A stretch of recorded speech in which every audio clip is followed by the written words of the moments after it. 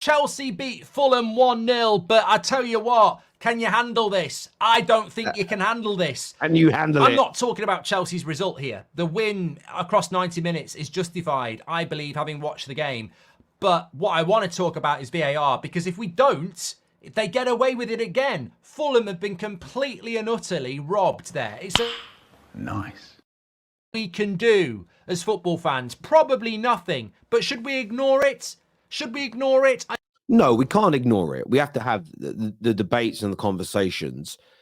Do you agree with Mark? I personally think he's wrong. I don't think Fulham were robbed. I don't think it was a red card.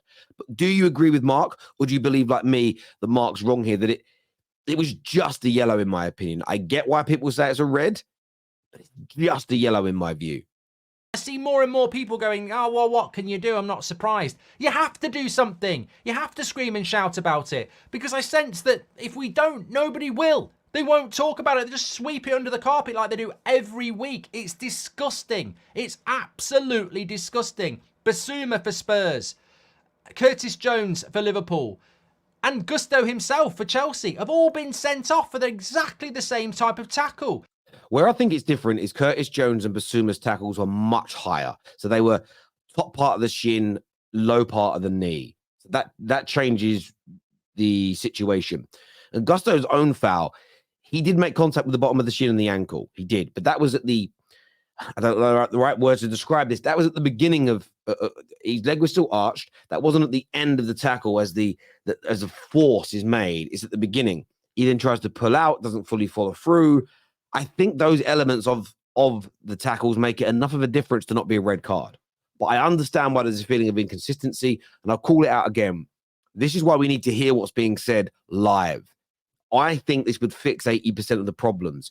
Giving us that transparency and understanding of what's going on would stop these types of frustrations. However, it's interesting that not everybody felt like the decisions went Chelsea's way yesterday. Take a little listen to this. What? Bro, what are you talking about, man? It will play. First of all, I just want to shout out, fair play for beating a 12-man Fulham, because Anthony Taylor again with another disaster class, mate.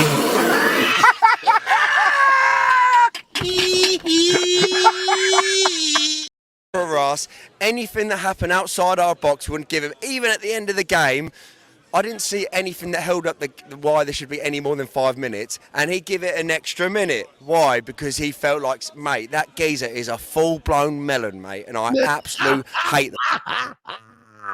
Listen, that's one part of football I love. I can understand some of his gripes, but Gusto was given a yellow card when a number of other refs, by the way, the ref gives a red. I don't think VAR overturns it. It's that borderline. Thiago Silva should have been booked for a stud showing tackle that hit the foot. I'm not too sure which Fulham player it was. I forget now. He should have been booked. Later in the game, he committed a bookable offence against Raul Jimenez. If he was already on a yellow card, he would have either not committed that foul and Jimenez is running through on goal, or he gets sent off and you play 20 to 30 minutes with 10 men. If both of those things don't go your way via Anthony Taylor, you could have gone down to 9 men in this game.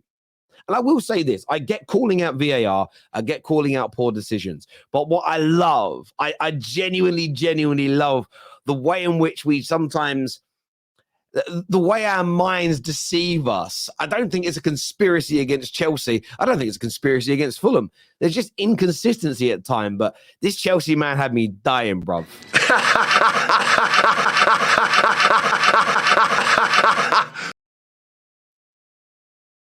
Like, that's what it's about. I always want my team to win, but I'm looking at this performance today and just the performances in general, and like, this shit's not sustainable, mate. It's not sustainable to keep playing like this, to keep playing the way that we are and getting these results. It very much to me feels like what Man United have been doing this season, where they've been playing shit, but they've just been picking up results. Blah, blah, blah, blah, blah, blah, blah. I feel like we're just kind of doing the same. Yes, we've moved up to 8th in the table. Yes, it's good we're climbing.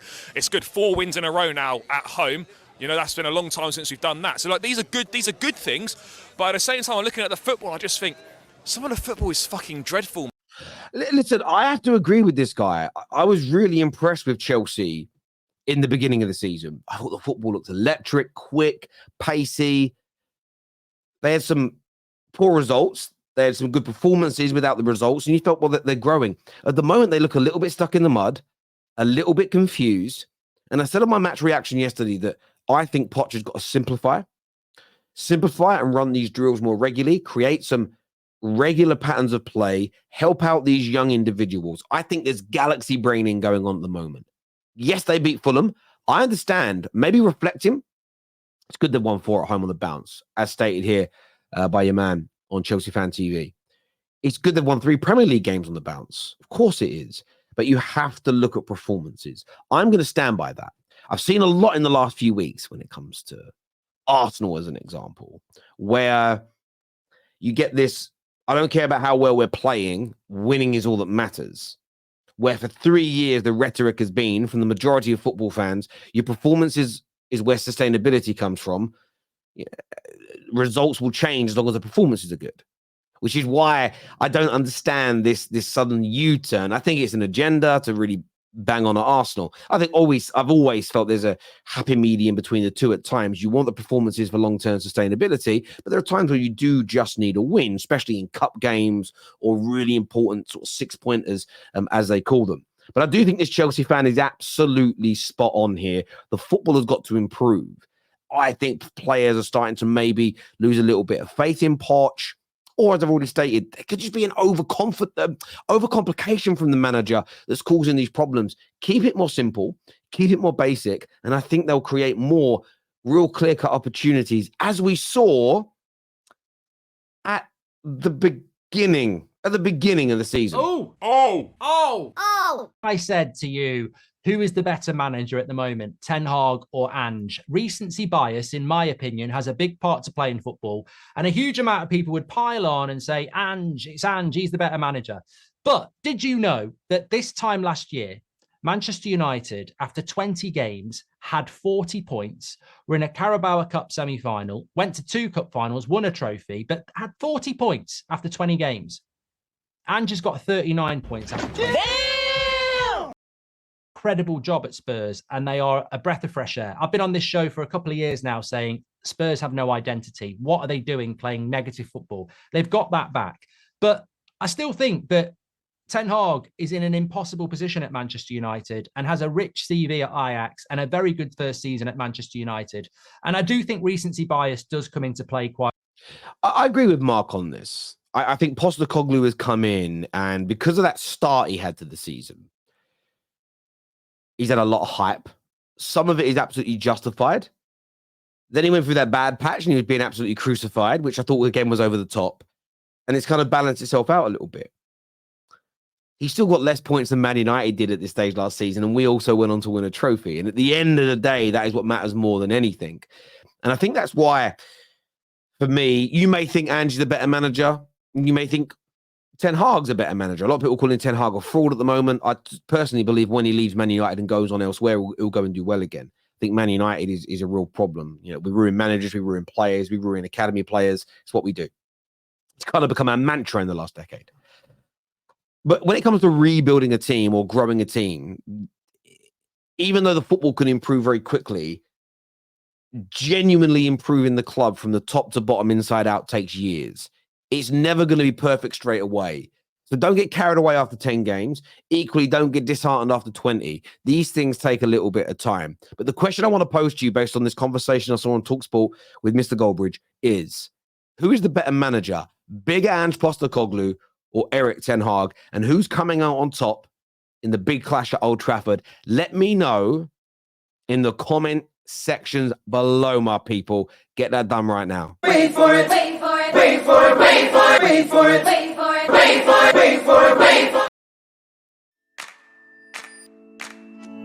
Arsenal fans are the only fans in the world, by the way, who care who the ref is. Oh, it's Mike Dean. Oh, Mike Dean, the Spurs fan. Yeah, we've lost 1 game out of 20 with Mike Dean. Mike Dean's a Spurs fan.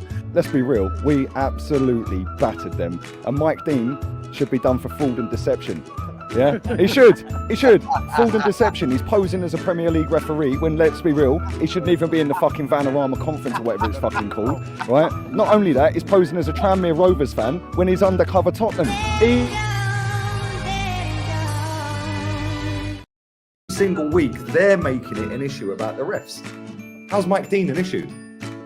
Mike Dean, seriously, what is that guy on? He tried his hardest today to throw that game for them. Gave him a foul that weren't a foul. An offside goal resulted from that. And then gave him a penalty that weren't a penalty. Every single week, they're making it an issue about the refs. How's Mike Dean an issue? In typical Arsenal fashion, we don't win the game, and that is largely thanks, in fact, it's fully thanks to Mike Dean, who decided to give a penalty. How dare you! We scored, so ultimately that cost us the points. Every single week, they're making it an issue about the refs. How's Mike Dean an issue? The goal was never a free kick. He was then offside, Dyer. He then caused a mini riot. Yeah, he shouldn't be doing that. Don't go and shit. He could have caused mad scenes there, do you know what I mean, right? And then he gave a penalty that weren't a penalty, right? Sissoko should have been sent off. No, sorry, he should have got a yellow card in the first half, right? No, sorry, I'm lying. It was the second half. He took Terrace clean out, right? And that was 5 minutes after Granit Xhaka got booked for next to nothing, right? Every 50-50 went their way. Top Gooners are in absolute bits today about Lee Gunner. They're also in bits today. I love when he talks about himself in the third person. About referees. Oh, it's a conspiracy. Yeah. Oh my God, the referee. Why didn't Song get sent off for an elbow? Every time they were giving away fouls, it's play on. That Chowdhury in midfield stamping on Lucas Torreira, nothing happened. It's time to go! Look. Someone sent me this video, said you got to feature it on your show. We don't turn the video down. I'm going to defend Lee here. I know everyone's like, Lee Gunner exposed. Yes. But what have you exposed him for, really? Changing his mindset. Changing his opinion. All fun aside, I laugh. It's a funny video. It's a funny video. The music, the opinion then, the opinion now. You could do that to any social media content creator. Me, Mark, RANT, Saeed, Robbie, Turkish, anyone. True Geordie. You could do it to anybody. Because we are fickle at times, we are emotional at times, but we also change our view of the world.